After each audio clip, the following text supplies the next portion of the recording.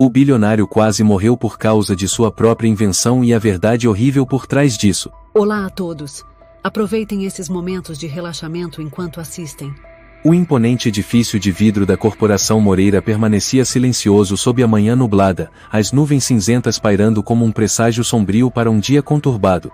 Henrique Moreira, o homem poderoso por trás do maior império tecnológico da América Latina, acabava de sair de uma reunião do Conselho Executivo, com o rosto visivelmente exausto. "Está tudo bem com o senhor, Henrique?" A voz suave de sua secretária particular, Camila, soou quando ele passou pelo longo corredor revestido de mármore. "Tudo certo." Henrique balançou levemente a cabeça, levando a mão às têmporas. "Acho que só estou sem dormir direito." Mas por dentro, o sentimento era estranho. Uma tontura repentina o envolveu logo depois, obrigando-o a se apoiar no corrimão. O ritmo cardíaco disparou, sua visão começou a embaçar, e as mãos tremiam. Ele fechou os olhos por um instante, respirou fundo, tentando se recompor. Deve ter sido o café de hoje cedo, pensou. Aquele café, que fazia parte do seu ritual matinal, hoje deixara um gosto amargo e provocava uma dor de cabeça incomum. O assistente do vice-presidente, um sujeito de cabelo impecavelmente penteado chamado Ricardo Soares, havia-lhe entregue pessoalmente o café naquela sala de espera, enquanto Camila recebia uma comitiva de visitantes.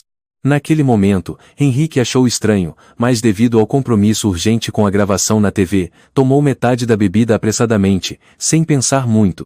Uma buzina ecoou no subsolo, o carro elétrico autônomo já o aguardava. Era o mais novo orgulho da empresa. O primeiro veículo totalmente sem motorista, equipado com inteligência artificial de última geração e sistema automático de resposta emergencial. Henrique era o responsável final por aprová-lo antes do lançamento mundial. Ele entrou na cabine do carro, e o sensor de reconhecimento digital se iluminou. "Bem-vindo, Sr. Moreira. Rota configurada. TV Brasil São Paulo." Henrique assentiu levemente. A porta do carro deslizou para se fechar. O assento de couro envolveu seu corpo cansado. Do outro lado do vidro, o céu ficava cada vez mais carregado, e uma fina chuva começava a cair sobre o asfalto úmido. O carro acelerou com suavidade e estabilidade. Henrique inclinou a cabeça, observando as paisagens passando, mas sua mente zumbia, e os batimentos cardíacos não desaceleravam. Algo estava errado. Muito errado. O suor começou a brotar em sua testa, e sua visão tornou-se ainda mais turva. Os feixes de luz na janela se esticavam como vultos fantasmagóricos. Seu celular vibrou. Uma mensagem do filho Caio surgiu na tela. "Pai, não esquece da minha apresentação de teatro hoje à noite. Eu vou ser o príncipe." Henrique esboçou um sorriso fraco, pronto para responder, quando o carro repentinamente derrapou. Bang! Um solavanco violento o lançou para a frente, o cinto de segurança o puxou com força contra o peito. No painel de controle, um alerta vermelho piscava sem parar. "Falha no sistema de navegação, mudança de rota emergencial." "Não pode ser," murmurou Henrique, tentando tocar a tela, mas o sistema havia congelado por completo.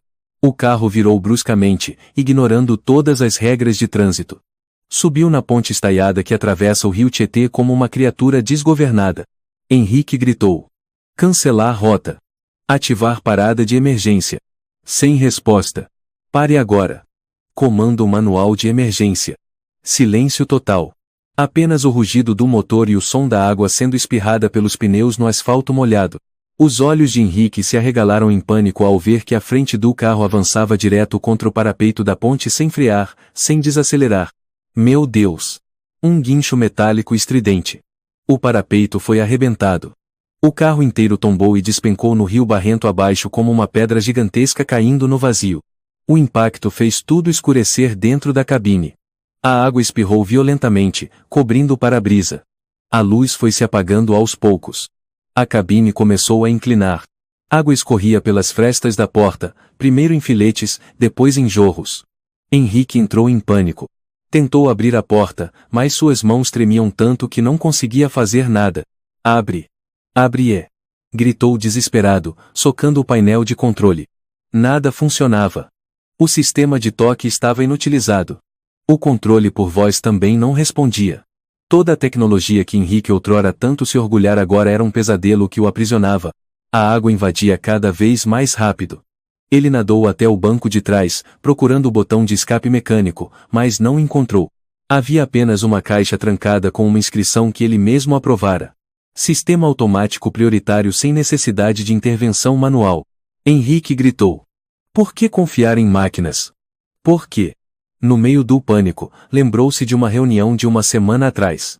Um engenheiro de Minas Gerais, chamado Tiago Nogueira, havia sugerido manter algumas funções manuais.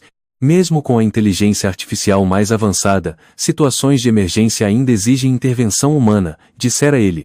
Henrique rejeitou a proposta. A tecnologia tem que ser total. O usuário não deve mais se preocupar. Esse é o futuro. A água já havia chegado à altura da cintura. Ele tremia de frio, continuava batendo com as mãos no vidro. Na mente dele, imagens se embaralhavam, sua esposa Helena sorrindo no retrato de casamento. O filho Caio vestindo a fantasia de príncipe. Sua mãe em uma cadeira de rodas, olhando-o pela última vez pela janela do hospital. Não, eu não posso morrer aqui. Sussurrou. Não assim. Mas ninguém escutava. Do lado de fora, a chuva engrossava. A água do rio girava em redemoinhos, como se quisesse engolir todo o passado de um homem que um dia esteve no topo do mundo. Os faróis do carro piscavam. A bateria começava a falhar. A água subia até o pescoço. Henrique inclinou a cabeça para trás, tentando inspirar o último gole de ar. Tem alguém aí, sussurrou, sem saber para quem chamava. Apenas o som da água batendo, e o ruído frio de uma tecnologia sem alma que sepultava seu criador. Tudo começou a escurecer. Em seus últimos instantes de consciência, Henrique se lembrou de um dia distante, quando ainda era um garoto aprendendo a nadar naquele mesmo rio, com um professor magro que lhe ensinava a mergulhar. Um relâmpago de memória. E então, nada. Acima, a ponte estaiada continuava iluminada. A polícia ainda não havia chegado. Ninguém sabia que um bilionário havia caído no abismo, bem no coração de São Paulo, dentro do carro que ele mesmo ajudara a construir. Sem alarme. Sem gritos. Sem mídia. Sem manchete de última hora. Apenas um veículo desaparecido em um dia chuvoso e cinzento. O silêncio parecia gritar uma única verdade. Todo poder, toda conquista. Não valem nada se você perder a si mesmo. A água já havia coberto até o queixo, gelada e pesada como correntes invisíveis se enroscando em Henrique. Ele arfou, tossiu violentamente, depois se debateu uma última vez com as mãos dormentes, socando o vidro da cabine. A água chiava pelas frestas, pelos respiros inúteis. Do lado de fora, os faróis brilhavam como vagalumes prestes a se apagar. Tudo mergulhava no silêncio. Cadê a função de segurança? Gemeu, olhos vidrados, rosto pálido. Tocou a parte interna da janela, onde ainda se lia, gravada em alto relevo, a frase de marketing, segurança absoluta, mesmo embaixo d'água. O mesmo slogan que ele próprio havia redigido. Na coletiva do ano passado, Henrique subira ao palco e proclamara, cheio de orgulho: o carro elétrico autônomo da Moreira é um grande avanço para a humanidade. Sem mais acidentes. Sem mais medo de perder o controle do veículo. Mesmo em caso de queda na água, o carro permanecerá estável por tempo suficiente para garantir o resgate. Henrique já se orgulhara dessas palavras. Agora, só conseguia sentir a ironia cruel que estava prestes a matá-lo. O sistema de emergência não funcionava. As portas estavam travadas. A função de quebra automática do vidro não respondia. Toda a fé na tecnologia agora era sua sentença de morte. No meio do pânico, sua mente recuou a uma lembrança distante, uma infância que ele nunca mencionava. Ele se viu com apenas 9 anos mergulhando em um canalzinho no interior onde nasceu. O pai rígido gritava da margem: não sai da água. Aprender a nadar é aguentar o frio. Homem não pode ter medo de água. O pequeno Henrique tremia no meio da correnteza, tentando não chorar. Um outro homem, magro, com a camisa encharcada, o empregado da casa, chamado Manuel, mergulhou silenciosamente para salvá-lo, ignorando o olhar furioso do patrão. O que ele disse para meu pai mesmo?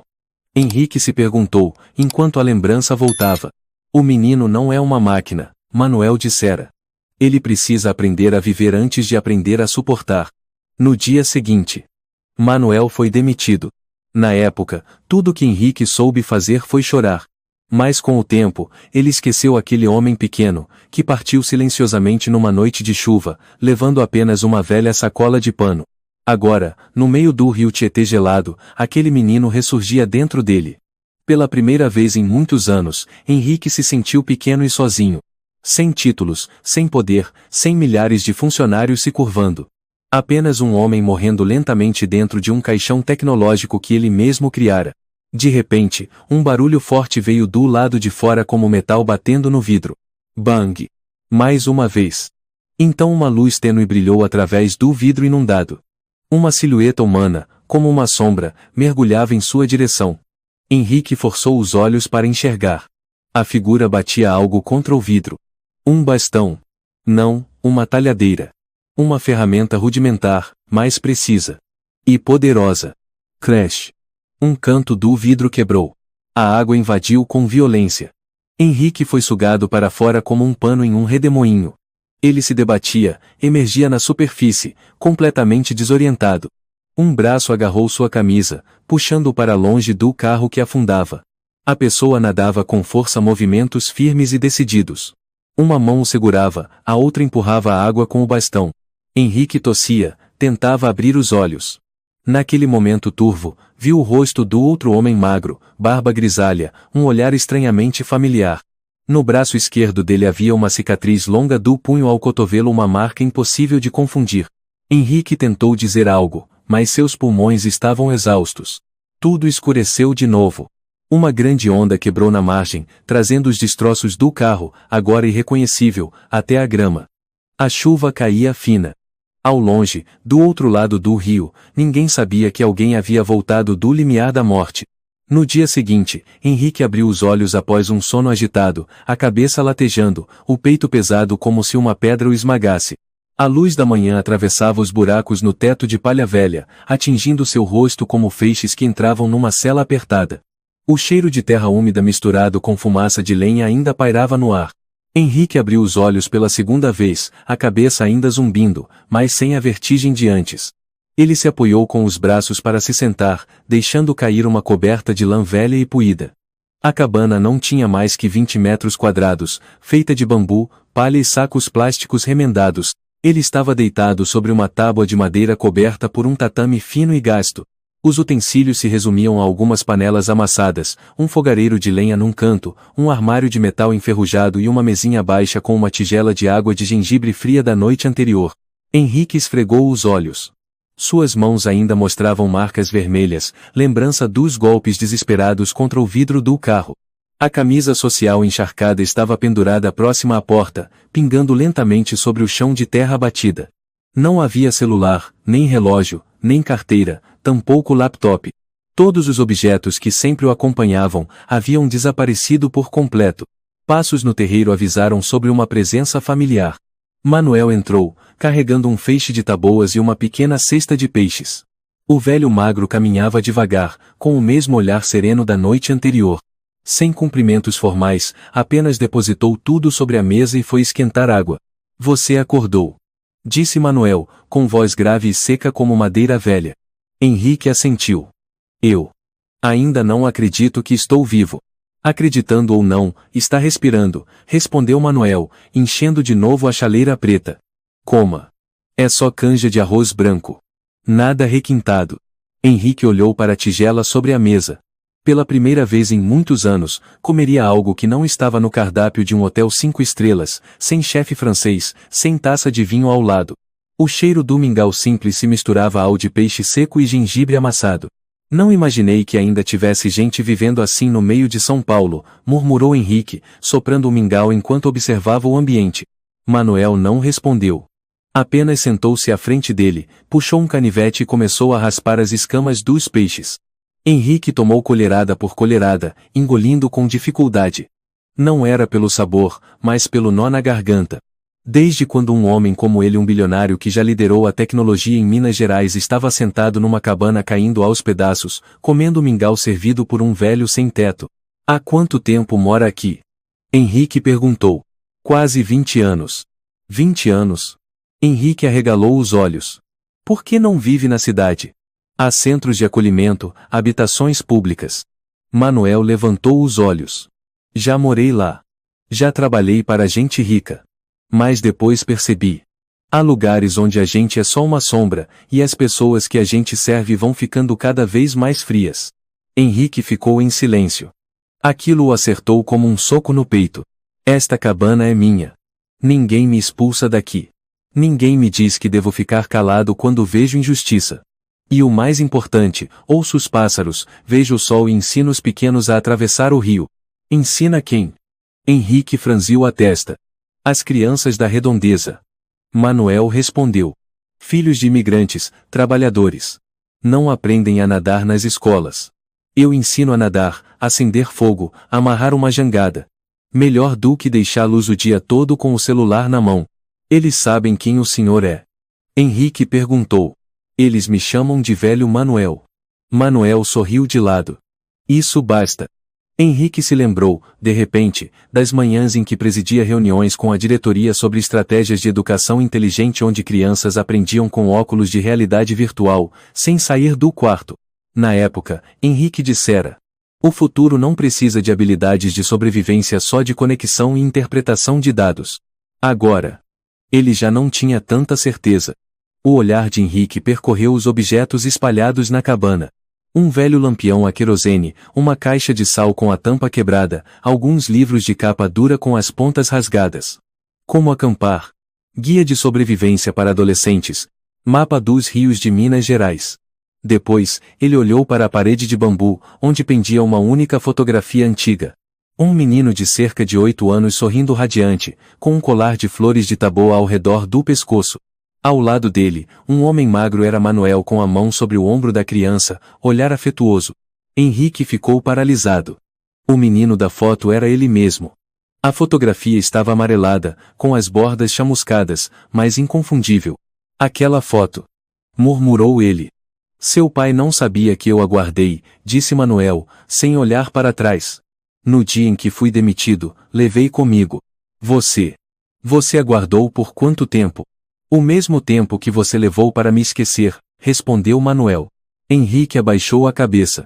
Naquele tempo, eu te ensinava a fazer nós, acender fogo, construir jangadas de bambu.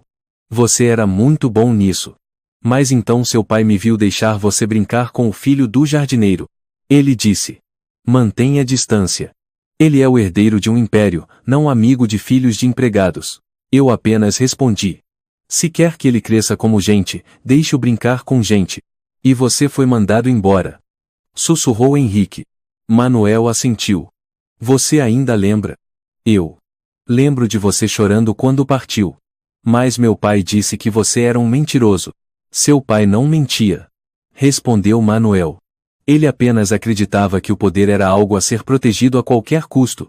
Mesmo que fosse preciso amputar todos os sentimentos considerados supérfluos. Henrique engoliu seco. Me desculpe. Não precisa. Manuel balançou a cabeça. Só fico triste porque você esqueceu. Só isso. A cabana permaneceu em silêncio. Do lado de fora, à beira do rio, vozes infantis ecoaram. Alguém gritou. Seu Manuel. Vem ensinar a gente a nadar de novo. Manuel se levantou, bateu as mãos para tirar a poeira. Tenho que ir. Você pode descansar mais um pouco. À tarde, quando a maré baixar, pode voltar à cidade. Henrique ficou sentado, observando o velho magro desaparecer entre os taboais, com uma vara de bambu na mão, as costas ligeiramente curvadas, mas os passos firmes como quem jamais tombou. Ele voltou o olhar para a cabana. E pela primeira vez em muitos anos, Henrique não se viu como o bilionário Henrique Moreira, mas como o menino Henrique, que um dia teve medo da água, que foi ensinado a respirar fundo antes de mergulhar. Naquele instante, ele entendeu. Há pessoas que nos ensinam a viver. E depois são esquecidas por nós mesmos. Naquela manhã inteira, o escritório da empresa Moreira estava em polvorosa. A polícia apareceu para investigar após uma denúncia de que um carro havia caído da ponte. Camila, a fiel secretária, já havia feito centenas de ligações para Henrique, sem resposta. O vice-presidente Augusto e seu assistente Ricardo trancaram-se na sala de reuniões, anunciando que aguardavam novas diretrizes. Ricardo deu um sorriso enviesado ao pessoal da comunicação. Acho que o chefe resolveu tirar umas férias depois do susto de ontem. Não se preocupem tanto. Mas ninguém localizou o sinal do carro. Gritou Camila.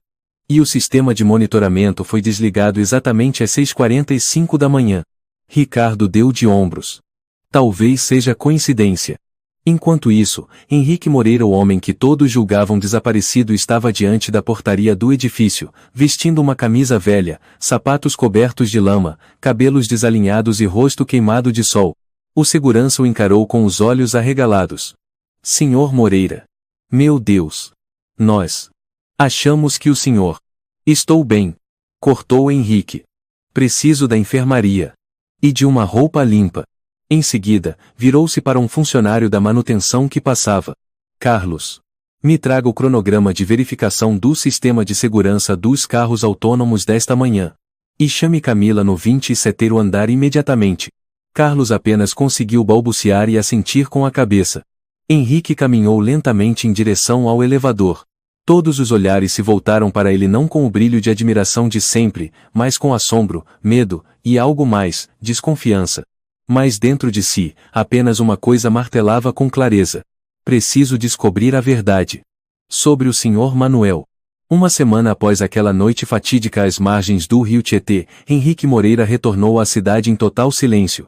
Sem comunicado, sem coletiva, sem manchetes. A imprensa ainda não sabia nada sobre o acidente, pois todas as câmeras ao redor da ponte estaiada haviam perdido o sinal no exato momento em que o carro despencou. Henrique não se pronunciou. Também não contou a ninguém, nem mesmo a Camila, quem havia o salvado. Em sua mente, só havia uma dúvida: teria sido mesmo um acidente? Ou alguém tentou matá-lo? Naquela manhã, no apartamento da cobertura do 42º andar, Henrique preparava sozinho uma xícara de café preto.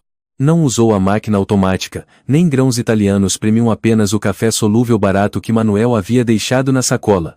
O gosto amargo e queimado rasgava a garganta, mas sua mente nunca estivera tão lúcida. O café naquele dia no escritório. Murmurou. Não foi a Camila que trouxe. A memória veio com nitidez. Naquela manhã, Camila estava fora, atendendo uma comitiva. E Ricardo, o assistente de confiança do vice-presidente Augusto, havia entrado na sala de espera com um sorriso cínico e um tom meloso. Camila teve um contratempo. Eu trouxe o café em nome dela. Naquele momento, Henrique apenas assentiu, sem dar importância. Mas agora, cada detalhe insignificante ganhava novo peso. Ricardo nunca servia ninguém. O gosto do café era estranho. E depois disso tudo desmoronou. No dia seguinte, Henrique procurou uma clínica particular de sua confiança. Não um hospital de luxo nem o centro médico da empresa, lugares vulneráveis à vigilância, mas um pequeno laboratório escondido numa rua do bairro Liberdade, comandado por uma antiga colega de faculdade, a doutora Natália. Preciso de um exame de sangue completo, disse Henrique, entregando o frasco com a amostra. Foco no sistema nervoso central. O mais detalhado possível. Natália franziu a testa. Você está desconfiando de que? Pode ser algum tipo de estimulante, uma substância que afete os movimentos. Algo forte o bastante para me tirar o controle. Henrique. Você teve alucinações? Ouviu vozes? Tremores, tontura? Tudo isso, ele respondeu. E durou cerca de 1 hora depois do café. Natália ficou em silêncio por alguns segundos e então assentiu. Certo. Me dê algumas horas. Naquela tarde, quando Henrique retornou, Natália o aguardava no laboratório, com um laudo impresso nas mãos. Ela não disse nada. Apenas entregou o papel. Henrique leu rapidamente. Substância detectada. Benzodiazepina de baixa potência derivado de lorazepam. Efeitos. Sedação, distúrbios motores temporários, tontura, desorientação, arritmia cardíaca quando combinado com cafeína. Tem certeza? Ele perguntou. Absoluta. Essa substância é proibida sem prescrição médica em Minas Gerais. Muito difícil de detectar sem uma análise profunda como a que fiz. Henrique recostou-se na cadeira. O suor brotava nas têmporas. Você tem ideia de quem foi? Natália perguntou em voz baixa. Ainda não tenho certeza. Mas eu sei quem me entregou aquele café. Naquela noite, no escritório do 38º andar, Henrique convocou Camila para uma reunião particular. A jovem e leal secretária entrou com o semblante preocupado. Senhor Moreira. O que está acontecendo? Ouvi muitos boatos. Feche a porta, disse Henrique, apontando para a cadeira em frente. Quero lhe perguntar uma coisa. Camila sentou-se. Ele empurrou a folha com o resultado dos exames na direção dela. O café naquele dia você não me trouxe. Quem trouxe no seu lugar? Camila arregalou os olhos, olhou para o laudo e sussurrou. Foi o Ricardo. Eu achei que ele era da sua confiança. Não. Ele é do Augusto. Os olhos de Camila se arregalaram. O senhor acha que tem algo a ver com? Tenho certeza, respondeu Henrique, a voz gélida. Ele quer me tirar da presidência. Camila apertou as mãos. O que o senhor quer que eu faça? Consegua discretamente para mim a lista de acessos das câmeras internas daquela manhã de todo o trecho entre o 27º e o 38º andar.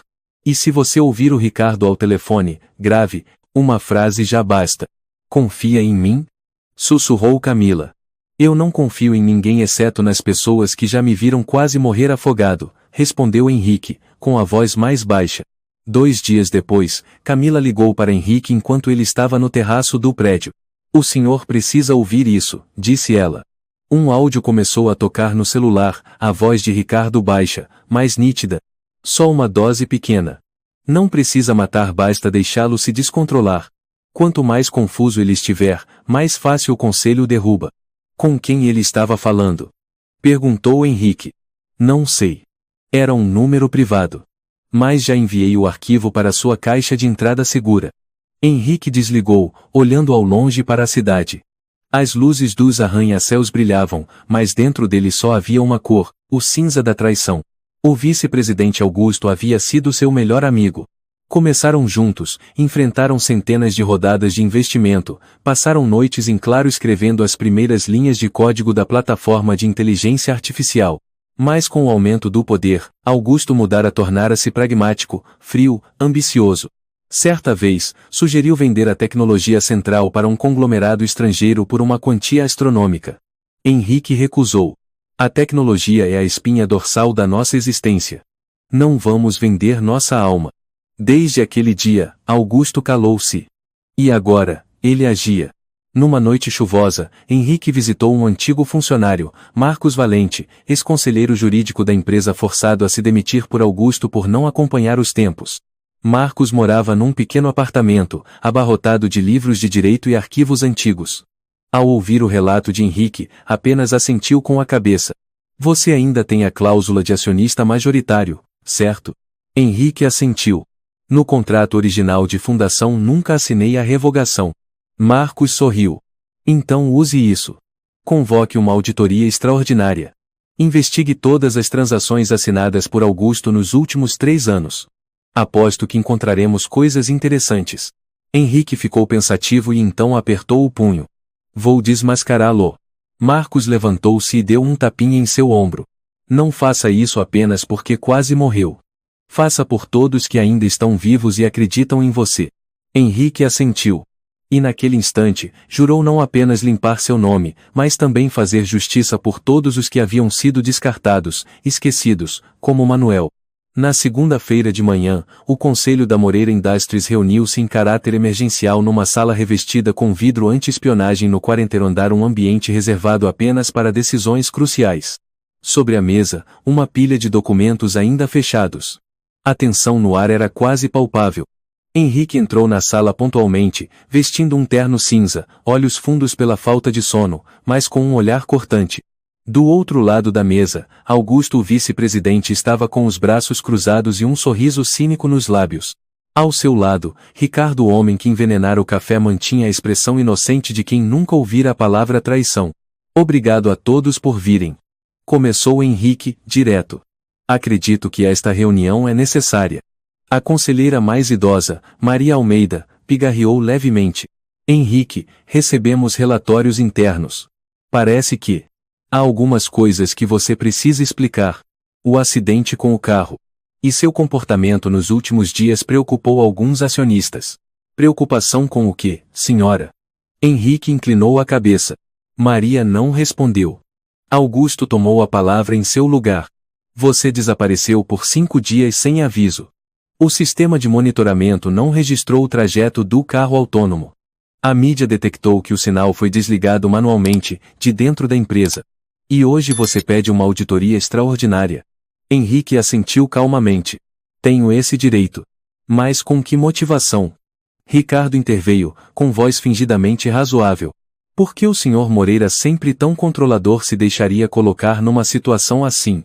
E por que agora está culpando os outros? Henrique o encarou diretamente. Porque fui envenenado. Silêncio absoluto caiu sobre a sala. O quê? Maria franziu o senho. Tenho um laudo toxicológico, disse Henrique, retirando uma folha com firma reconhecida de dentro do paletó. Foi detectado um composto que afeta o sistema nervoso central, proibido sem receita médica. Augusto franziu a testa, mantendo o ar calmo. Henrique, você está insinuando o quê? Não estou insinuando, disse Henrique. Estou afirmando. Alguém tentou me incapacitar mentalmente para que eu ou o sistema provocasse um acidente. Depois, espalharam boatos, tentando destruir minha reputação diante do conselho e da opinião pública. Um murmúrio tenso percorreu a mesa. Ricardo deu de ombros. Então você me acusa? Por quê? Por que eu lhe entreguei um café uma única vez? Não foi só uma vez. Henrique respondeu. Tem uma gravação onde você fala ao telefone sobre uma dose pequena, só o suficiente para confundi-lo. Posso reproduzi-la, se quiserem ouvir. Ricardo empalideceu. Mas Augusto soltou uma gargalhada repentina. Uma gravação sem identificação? Um exame feito de forma privada, sem validação externa. Henrique, espero que entenda. O que está fazendo é perigoso para toda a empresa. O que estou fazendo é protegendo a empresa da podridão por dentro, Henrique disse, cerrando os punhos. Fiquei calado por tempo demais. Maria levantou a mão para interromper. Proponho suspender esta reunião por hora. A acusação é grave. Precisamos de tempo para uma verificação independente. Mas a imprensa não esperou. 2 dias depois, o jornal Valor Econômico estampava a manchete bombástica. Bilionário Moreira forjou acidente para ganhar atenção? Na reportagem, uma fonte interna, não identificada, afirmava que o Sr. Moreira demonstrava sinais de instabilidade emocional devido à pressão da presidência, e que poderia estar tentando manipular a opinião pública com uma jogada de marketing desastrosa. Nas redes sociais, a hashtag Moreira se espalhou rapidamente. Os canais de televisão passaram a noticiar o caso sem parar, convidando especialistas para comentar, reconstruindo com gráficos animados a suposta farsa do bilionário em crise tentando salvar suas ações. Camila entrou na sala com o rosto cheio de preocupação. O senhor precisa fazer alguma coisa, disse ela, com as mãos trêmulas ao colocar sobre a mesa uma cópia do jornal. A imprensa está se voltando contra. E ouvi dizer que muitos acionistas estão exigindo uma assembleia para sua destituição. Eu sei. Respondeu Henrique, os olhos vermelhos. E também sei quem está por trás de tudo isso.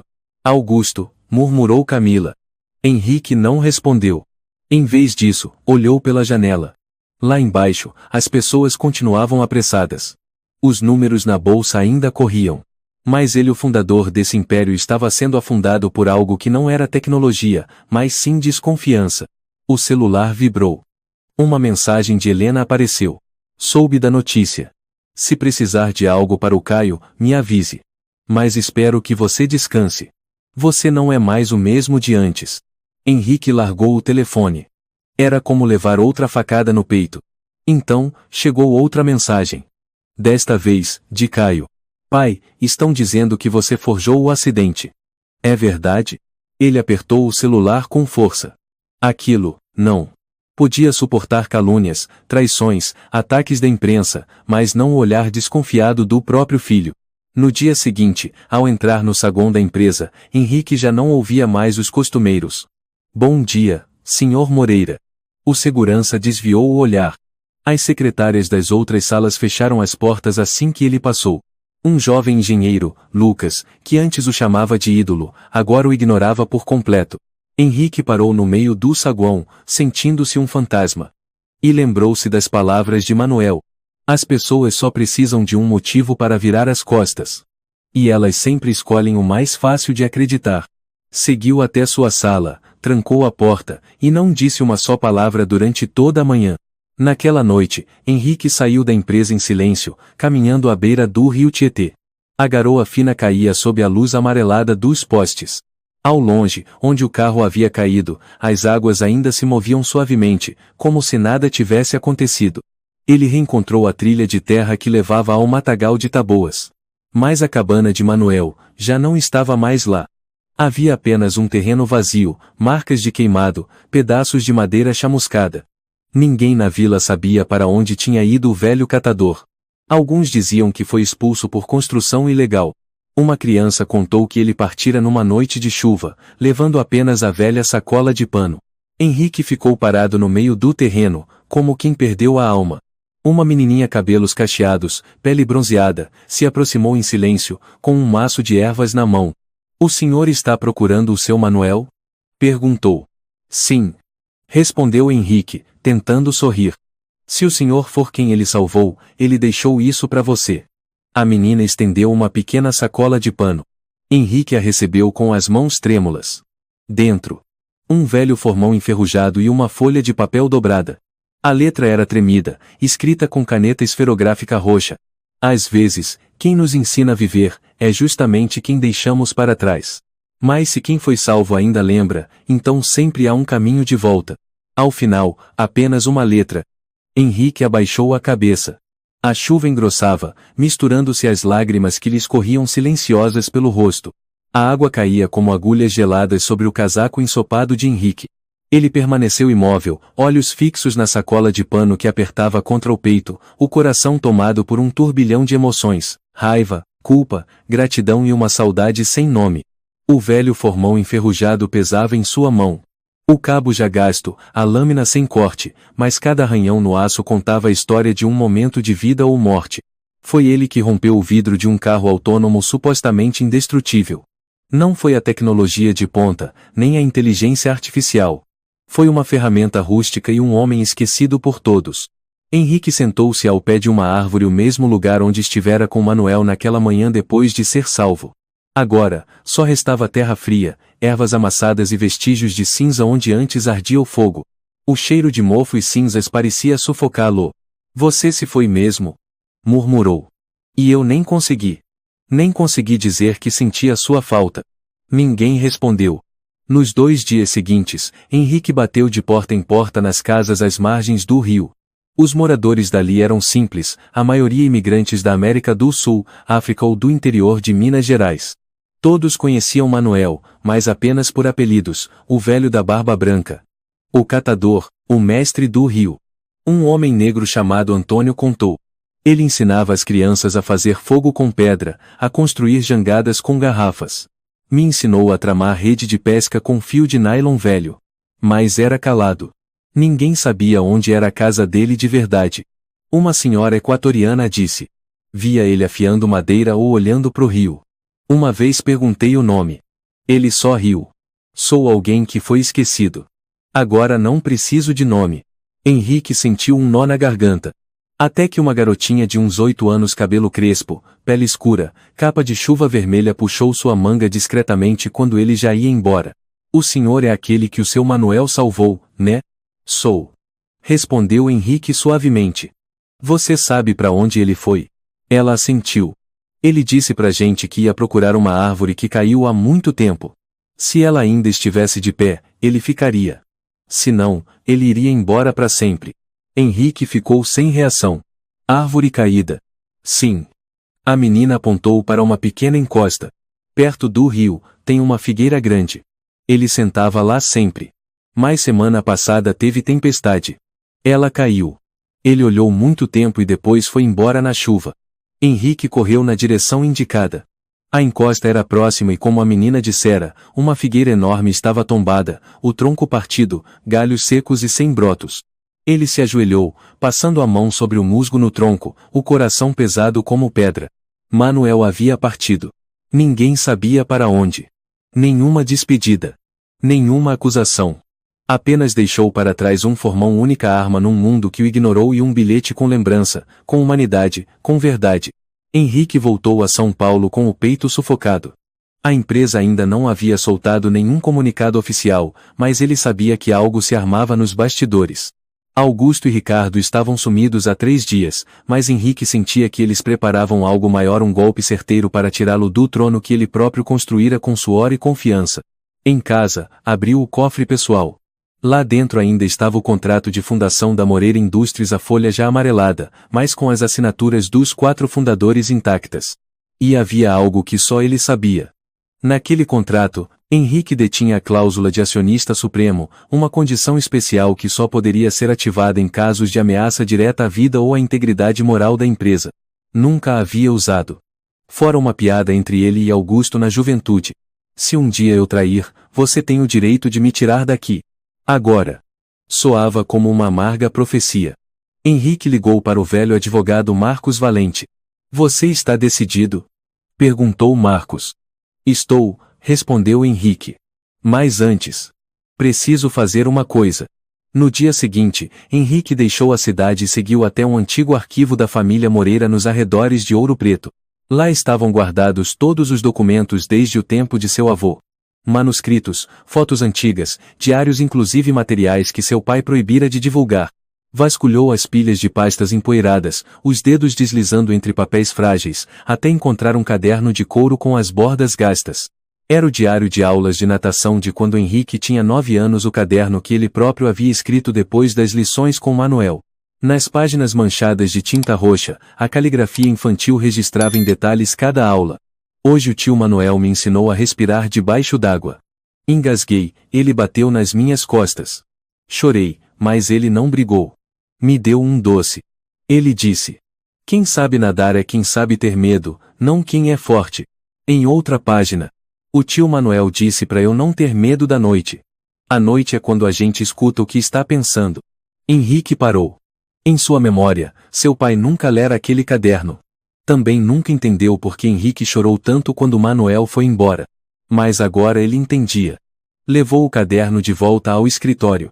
Camila viu a capa surrada e perguntou suavemente: há quanto tempo o senhor guarda isso? 30 anos, respondeu Henrique. E por pouco eu teria perdido tanto o homem quanto as lições que ele deixou aqui. Camila o olhou, com os olhos brilhando. O que o senhor vai fazer agora? Henrique colocou o caderno sobre a mesa, ao lado do contrato de fundação. Tomar de volta a empresa. Não só por mim, mas por Manuel. Por todos os que foram deixados para trás, sem que ninguém se incomodasse em perguntar seus nomes. Naquela noite, ele escreveu um e-mail interno, enviado a todo o conselho.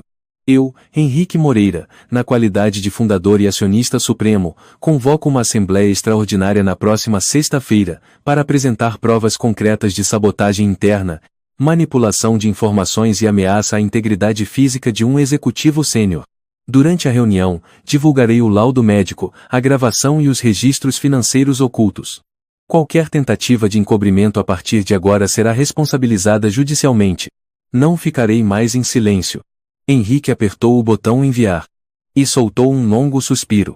Naquela noite, ele ficou sozinho em seu escritório, colocando o velho formão de Manuel sobre a mesa. Não como evidência, mas como lembrança. Às vezes, o mais rudimentar é o que salva uma vida. E às vezes, o menor entre todos é o mais grandioso. Na tela do computador, ele abriu uma foto antiga, uma imagem de si mesmo, menino, ao lado de Manuel. A mão do homem pousada sobre seu ombro, o olhar perdido à distância. Um sorriso sem mostrar os dentes, mas que aquecia o peito. Henrique olhou para aquela foto por muito tempo. E, pela primeira vez em sua vida, murmurou algo que deveria ter dito 30 anos antes. Obrigado, Manuel. Eu sobrevivi. E agora, vou viver com propósito. Sexta-feira, 9 da manhã. A sala de reuniões do 40º andar da Moreira Indústrias estava iluminada pela fria luz branca, mas o ar pesava como chumbo. Todos os membros do conselho estavam presentes, exceto o vice-presidente Augusto Ferreira, que entrou com 5 minutos de atraso, exibindo seu habitual sorriso confiante. Henrique Moreira já estava sentado à cabeceira da mesa, vestindo um terno preto abotoado, sem gravata, com as mãos sobre um grosso dossiê encadernado em couro. O silêncio era absoluto quando ele levantou os olhos. Obrigado por estarem aqui, iniciou Henrique, voz grave e firme. Hoje apresentarei provas concretas de uma sequência de traições e violações éticas graves dentro desta companhia. Alguns presentes trocaram olhares discretos, claramente apreensivos. Ricardo, assistente de Augusto, estava sentado à sua direita, a cabeça mais baixa do que de costume. Henrique puxou suavemente o dossiê e virou a primeira página. Começo com o laudo médico. Feito pela doutora Natália, em um laboratório independente. Projetou na tela o documento autenticado. Substância identificada. Benzodiazepina de baixa potência derivado de lorazepam em dose suficiente para provocar perda temporária de controle motor e cognitivo, especialmente quando combinada com cafeína. Essa substância pode afetar o sistema nervoso central em até 30 minutos, exatamente o intervalo em que perdi o controle e o carro caiu no rio. Augusto manteve o rosto calmo, mas suas mãos se apertavam sob a mesa. Em seguida, continuou Henrique, tem uma gravação entre Ricardo e um interlocutor não identificado, feita 2 dias antes do ocorrido. A voz de Ricardo soou pelos alto-falantes. Só uma dose pequena. Ele vai se confundir, não precisa matar. Se ele se jogar sozinho, melhor ainda. A sala caiu num silêncio mortal. Ricardo se levantou bruscamente. Eu não lembro de ter dito isso. Henrique o encarou firme. Então deixe-me refrescar sua memória. As câmeras do 38º andar que estavam marcadas como manutenção emergencial, e por isso não foram armazenadas no sistema, tiveram seus backups recuperados por minha secretária, Camila. Elas mostram você entrando na sala de espera com uma bandeja de café. Sem Camila. Sem acompanhantes. Com um sorriso no rosto que não sabia que ainda havia câmera ligada. As imagens projetadas mostravam claramente Ricardo entrando, o café nas mãos, sozinho, a expressão autossuficiente. O sistema de gravação secundário não havia sido desligado. Augusto permanecia em silêncio, mas agora cerrava os lábios e inclinava-se sutilmente para o lado de Ricardo. Portanto, quem me entregou o café envenenado foi Ricardo. Mas quem deu a ordem? Henrique lançou o olhar pela mesa. Um dos conselheiros, João Santos, chefe da auditoria, tomou a palavra. Senhor Moreira, há alguma prova concreta de que o vice-presidente Augusto esteja por trás? Sim. Respondeu Henrique. E apresentarei agora. Ele puxou outro volume, ainda mais espesso. Este é o relatório de auditoria especial, conduzido pelo meu ex-conselheiro jurídico, Sr. Marcos Valente, e por uma equipe independente, sob autorização do meu poder como acionista supremo. Pela primeira vez, Augusto franziu a testa. Acionista supremo? Isso foi invalidado há 10 anos. Não, disse Henrique, levantando os olhos. Nunca assinei nenhum documento revogando esse direito. De acordo com a cláusula 3,4 do Acordo de Fundação de 2007, esse poder é preservado até que eu retire integralmente meu capital, o que nunca ocorreu. A sala murmurou em alvoroço. Henrique exibiu o próximo slide. A auditoria identificou que, nos últimos 2 anos, o vice-presidente Augusto autorizou 12 transações através da empresa subsidiária Tecnova Ventures, sediada no Uruguai, transferindo propriedade intelectual da empresa incluindo patentes dos carros autônomos para terceiros não identificados. Os dados projetados mostravam transferências claras. 12/3/2024, R. 48 para Nova Atlantic Holding. 26/8/2024. R. 30,5 para o Grupo Raijo Suíça. 2/1/2025. Cessão de 49% dos direitos sobre o sistema de IA para condução autônoma. Henrique concluiu. Todas essas operações foram feitas sem consulta ao Conselho. E em todas, o aprovador final foi Augusto Ferreira. Augusto levantou-se, batendo na mesa. Já chega. Isso é absurdo. Você não tem o direito. Sem direito? A voz de Henrique soou fria. Sou acionista fundador e estou exercendo meu direito de investigação emergencial. E mais. Já protocolei este dossiê junto à Agência Nacional de Combate à Fraude Econômica. Aqui está a cópia oficial da intimação para colaboração obrigatória. Ele ergueu um envelope vermelho lacrado. Toda a sala de reuniões silenciou. Ricardo começou a chorar. Eu não sabia que ele queria realmente machucar o senhor. Achei que era só para deixar o senhor instável.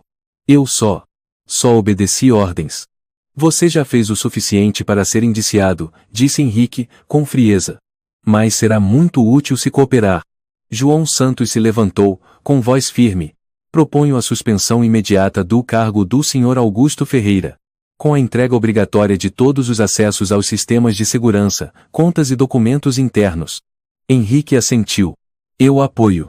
Outra conselheira, Luísa Barreto, responsável pela área de sustentabilidade, se manifestou. Eu acreditava que Augusto era o líder de uma nova era. Mas agora entendo. Inovação não é vender a alma da empresa. Maria Almeida, que antes havia duvidado fortemente de Henrique, olhou para ele e assentiu com um leve aceno de cabeça. Augusto gritou: "Vocês estão sendo manipulados.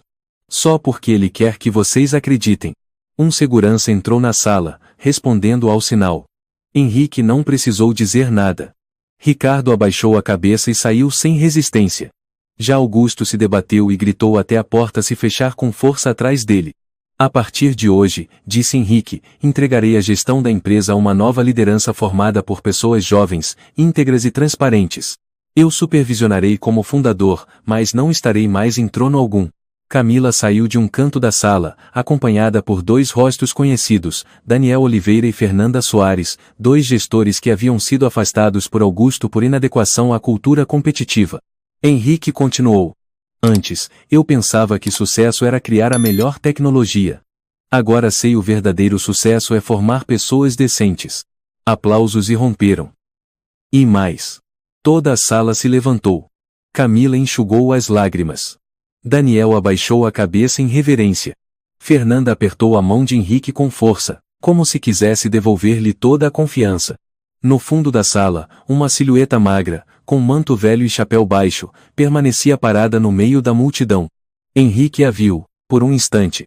Mas quando desceu para procurar, ela já havia desaparecido.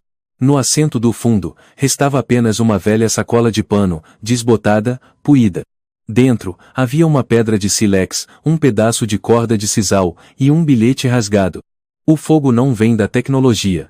O fogo vem de quem sabe reacendê-lo. Henrique dobrou o bilhete e o guardou no bolso. Então ele sorriu, pela primeira vez em muitos anos, um sorriso verdadeiro. Um mês depois. Tribunal Criminal de São Paulo, sala de audiência número 7. Julgamento público. A imprensa se aglomerava do lado de fora.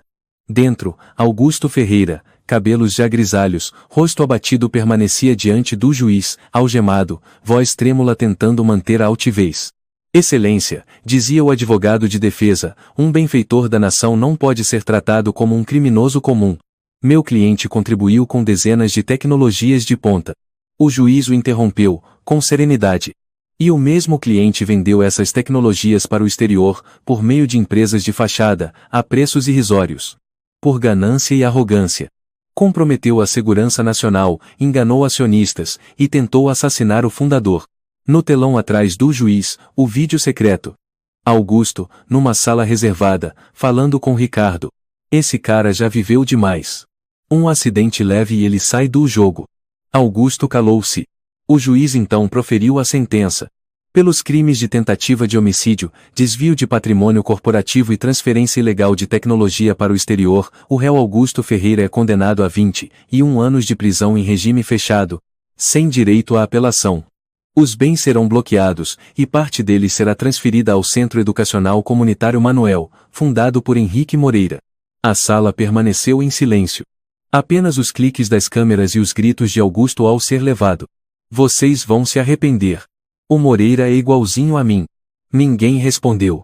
Uma semana depois, um vídeo viralizou nas redes sociais. Augusto, isolado na solitária do presídio, filmado escondido por outros detentos, gritava para o vazio e escrevia frases confusas na parede com a borda de uma lata. "A tecnologia é minha. Eu sou o futuro." A opinião pública reagiu com uma citação já célebre de Henrique Moreira. "A tecnologia não ensina a enfrentar o medo. Só o ser humano é capaz disso." 3 meses após desmascarar o complô de Augusto Ferreira e Ricardo, o ambiente na Moreira Indústrias era outro. Henrique Moreira já não era mais o bilionário que encenou o próprio acidente, mas sim um símbolo de coragem e renovação. Henrique Moreira, o fundador que abdicou do trono para recomeçar, estampava o globo. "Da beira do abismo ao renascimento", dizia a Folha de S. Paulo. A história do café envenenado e da reinvenção de um império, resumia com sensibilidade a revista Economia Nueva. Henrique não aparecia em programas de TV. Tampouco dava entrevistas. Em vez disso, desapareceu de São Paulo mais uma vez, mas agora, não para fugir. E sim, para voltar. Às margens do rio Tietê, próximo ao local onde ficava a antiga cabana de Manuel, operários trabalhavam sem parar, levantavam estruturas de bambu, despejavam concreto na base, e estendiam uma faixa, Centro Manuel ensinar a viver antes de ensinar a vencer. Henrique estava ali, sob a sombra de um eucalipto, usando boné de pano, camisa simples, calça de sarja e tênis gastos sem nada lembrar o bilionário de outrora. Em suas mãos, um rolo de plantas do projeto. Ao seu lado, Camila, agora coordenadora da iniciativa, cabelo preso, olhos sempre brilhantes ao ouvir o riso das crianças no terreno. Vai mesmo construir a quadra aqui, bem à beira do rio? Ela perguntou, olhando os desenhos. Sim, Henrique assentiu.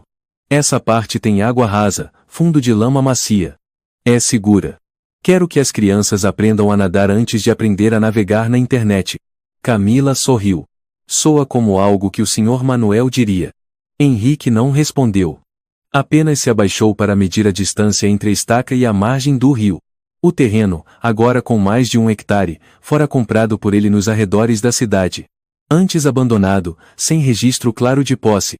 Vasculhando arquivos antigos, Henrique descobriu que ali existira uma comunidade ribeirinha onde Manuel ensinava crianças a nadar, acender fogueiras, construir jangadas e armar armadilhas de pesca.